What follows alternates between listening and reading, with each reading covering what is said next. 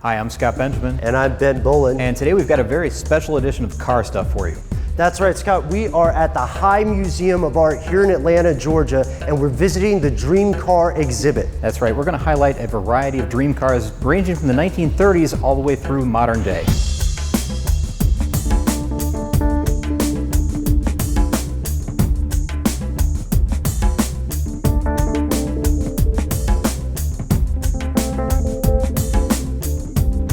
A lot of people might find it hard to believe, Scott, but one guy built all three of the cars behind us. That's absolutely right. It was legendary General Motors designer Harley Earl who designed all of these vehicles. Yeah, and he didn't just build them for fun, he built them for a car show called the Motorama. That's right. The Motorama was a show that was around from about 1949 through 1961, and it was a showcase of all of General Motors' concept cars, dream cars, just like the ones behind us. You know, I can't put it off any longer. I can't wait. Let's take a closer look right now. Sounds good. Let's do it.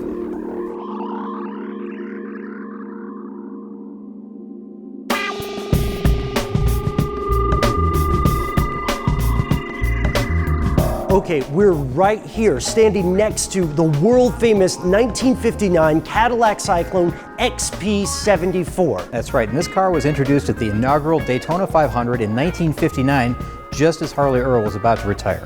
This is like a car from a future that hasn't happened yet. It even has an intercom system inside so that passengers can talk to people outside of the car. Nice feature. That seems a little Batman or Buck Rogers to me, but it also had a lot of jet styling. In fact, it had a bubble top canopy, had huge tail fins. It has jet styling throughout. I mean, it looks like a jet from beginning to end. Even at the very back end, it looks like the exhaust of a jet. It's everything but an actual jet.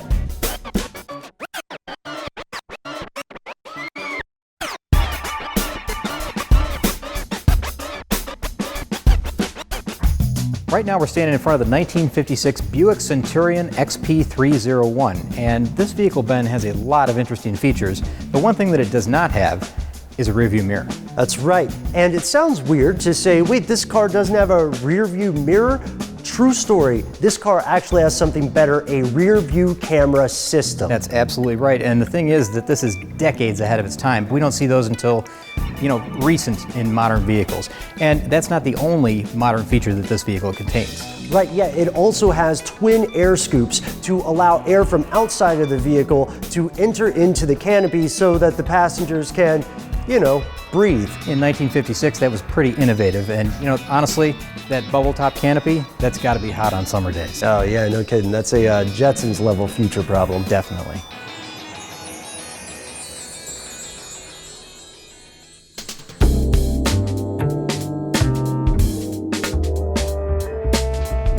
Here we are, Scott. It's the 1951 General Motors LeSabre XP-8. That's right. This is maybe my favorite car of the entire exhibit, Ben.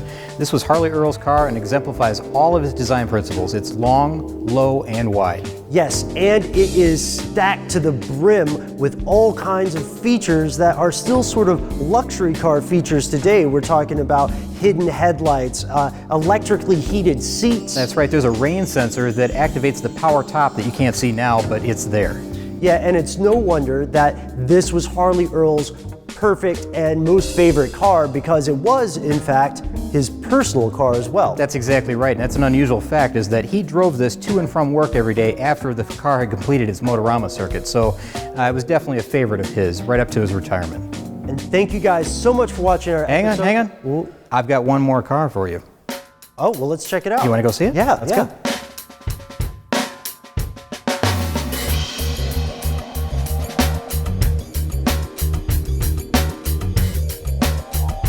All right, Ben, I told you we had one more thing that I wanted to share with you, right? All right, this is it. This is the 1953 Firebird XP-21. Right, also designed by Harley Earl, and this vehicle takes his obsession with jet stylings to the nth degree. Ladies and gentlemen, this is an actual jet-powered car. That's right, it's an actual gas turbine jet, and it was the first car of its type ever built and designed here in the United States. Yeah, it's got the needle nose here. That's right, it's got a plastic bubble top canopy. And we've got these side tail fins. That's right, and there's the vertical tail fin as well. Yeah, so this really does feel like driving a jet on the highway, and I'm sure your question is the same one that I have all the time. Why aren't there more of these on the road?